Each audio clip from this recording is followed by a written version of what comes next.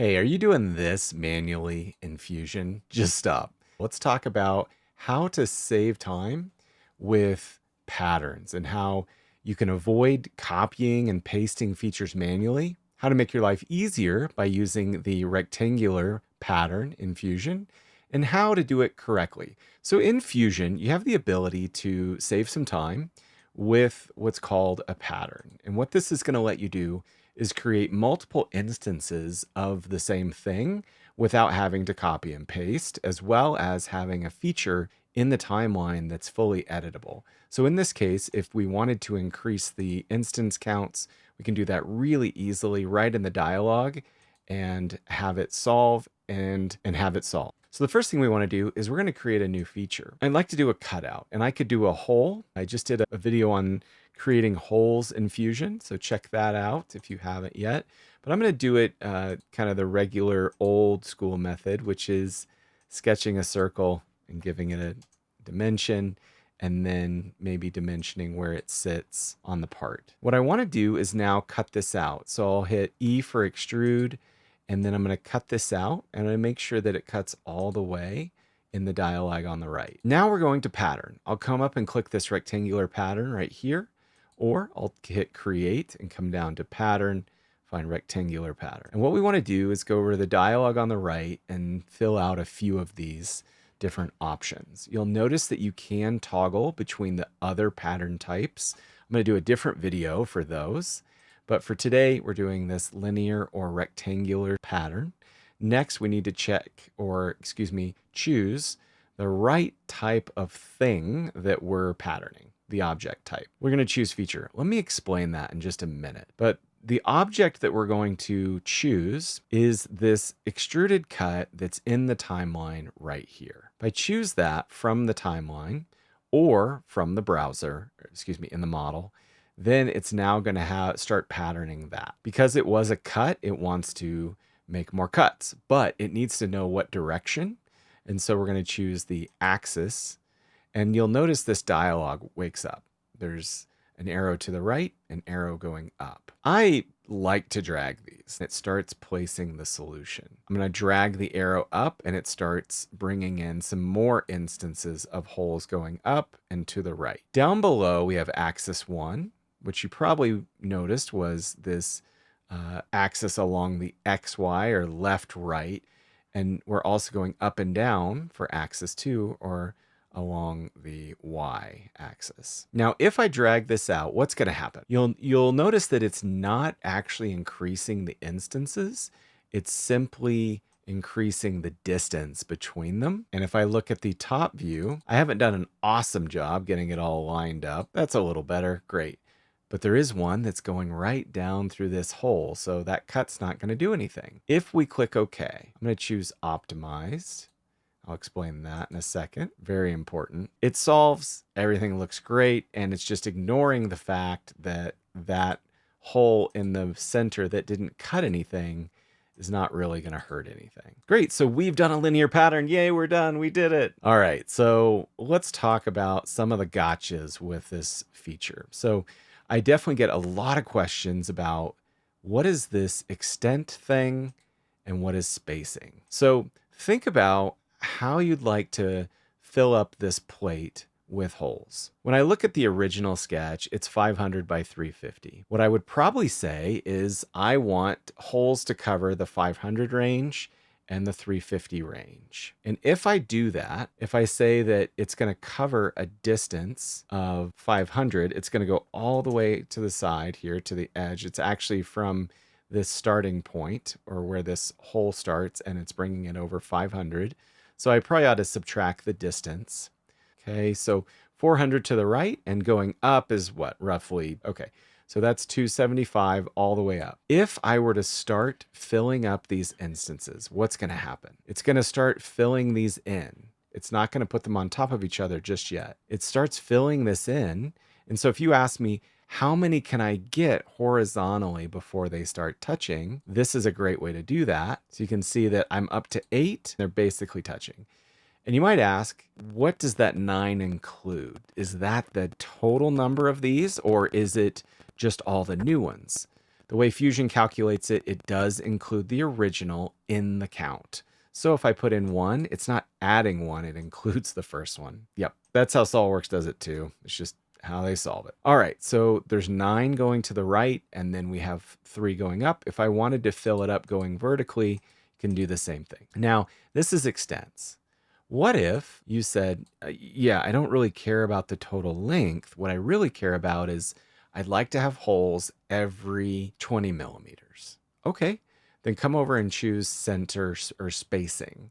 It's going to calculate it from center to center, and this number is the distance from center to center between each instance.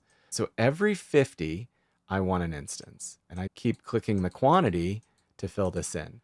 These are at 50 millimeter spacing as we go. And down below, these are on spacing of 137. Let's do 100. It'll tighten it up. So every 100 millimeters, there's another vertical. What about creating this pattern and you get these extra holes? It cut that out. It cut out, we have an extra one in the center and it's got these. I don't like that. Do I have to manually come back and fill this in and waste a ton of time? No. Luckily you don't. So come back to the pattern, right click, edit feature, come over to the dialog and choose suppression.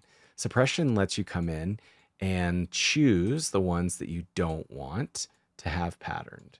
So I'm going to get rid of the ones in the center because that's pointless to have those there. I'll get rid of the ones that we're cutting into our cylinder as well. I'll click OK. Awesome. Okay, that's looking a lot better. And so let's edit it. Now, what if we want to make this a little more interesting? We're going to chamfer this hole. When you come to pattern, you need to be careful to select all the features that you care about. So when I choose this pattern option, I'm going to select the features from the list. And I'm going to come in and select the hole down from the timeline or in the model. If I don't add anything else, what it's going to do is just the hole. Let's look at it. Click OK. You can see it did not include the chamfer. I never told Fusion about it. So if I come back, edit it, go to the objects here, make sure that you use your Command or Control if you're on Windows and choose that chamfer or your additional features. And you can see that in the preview, it includes it and it completely destroys our model. Love it. So we can come back and edit it. Now, what about when you're working with a bunch of features at once, right? So do you just select all of them? If you need to do the whole thing, there's actually a better way to do it. Come to pattern, choose instead of features, come down to bodies. You're going to do the entire body. This solves better and it's easier on you because you don't have to select from a huge list of features and wait for it to preview. Come down to axis. By the way, it feels like sometimes it's just completely backwards in the way that it's solving the XYZ. So in my case, I think it's going negative, which is a little strange. I haven't figured out why Fusion does this. Sometimes it's how I would interpret it, and sometimes it's not. So I'm going to say that this is negative 150, and this is 100. We're solving this. This looks good. We can increase our instance count. We'll click OK, and we've got our pattern.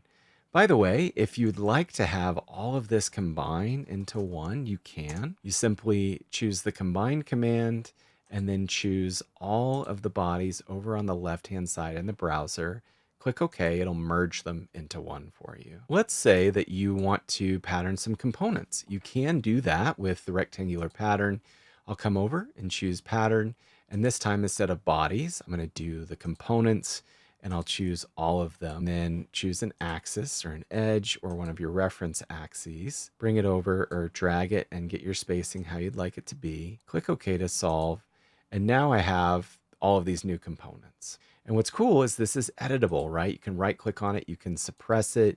You can right click, bring it unsuppressed. You can right click and edit and change these numbers.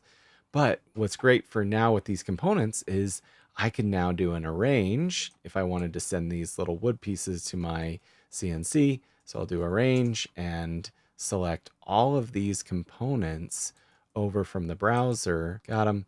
Hit the envelope. I'm going to put, this is my piece of wood I'm going to mill this out of, and it's now laying out the plan of how I should do that, and I can run my manufacturing operations. One challenge you're going to bump into is how do you need the pattern to solve the feature? I've been talking about a pretty simple solution so far. What about something a little bit more complicated? If I was doing a cutout here, We'll start a sketch. We'll sketch us a hole right here on top. And I'm going to do a little bit of intelligence here where this hole comes down, select the hole, and I want it to come down, but then back off a little bit, right? I want it to come down and do to an object and then offset by 3 millimeters, this face. So what it's doing is I want it to do -3. It comes down and then backs off by 3. Great. If we section this, we can see that the hole is there and it leaves 3 millimeters. Now, what if you pattern this? What do you want it to do? Do you want an exact copy of this, or do you want it leaving 3 millimeters on the next hole? So you get to choose. So let's do that with feet. This is this hole that we're cutting out, and we're doing along this axis, going this way. Oop, make sure that you choose. Sometimes it's easier. I'm going to select the cutout from the timeline down below and adjust my spacing. Great. Okay. So down below, this is this important option. Be sure to use optimize as often as you can, as long as it's giving you the results you want, because it's going to solve the fastest and be the most performant. But in this case, when I choose optimize, what do I get? I get the same copy. That's not what I'm wanting, right? I want it to be intelligent. So if I come back in and instead of optimize, I choose identical. I'm guessing identical is going to be identical. Same thing. Yep. Identical is identical. Adjust actually is going to recalculate this, let it find its 3 millimeters and back off each time. So these should all look different, and they do. Great. So it's actually using the intelligence that you set up with your cut extrude that's not just a regular old cut extrude. Hey, I've created a series of cheat sheets for you. If you haven't gotten them already, it's on my website. I'm going to link it in the description and, put it up in the corner somewhere. Another way that you can pattern that I don't often use, I'm often using features and bodies and components sometimes, but faces is very rare for me. If this feels a little bit easier, depending on the complexity of your features that you've created, you can come in and choose this face and this face. We'll select this edge, click OK, and this is going to solve very similarly to what we're used to with features. I would say I lean towards solving with features. I found it to be more reliable than faces, but use faces when you need them and it makes sense. Now, one other thing we want to talk about is these axes. So what can we use? We can use these edges like we've been showing as well. But what about if we had a sketch? Let's try that. So if I have a sketch here on top and it's coming out at an angle, can I use this? So if we choose a rectangular pattern, we absolutely can. We'll choose feature, choose that cut, and we're going to do this axis as this sketch line. And you can see that it's going to pattern it linearly along this line. We're going to do adjust, click OK. And you can see that it is computing each one for us. Hey, so open up some models, create some linear patterns today, play with this, get used to this. It's an incredible tool. It'll save you some time and it lets you be lazy. You don't have to do as much work. I'll see you guys tomorrow.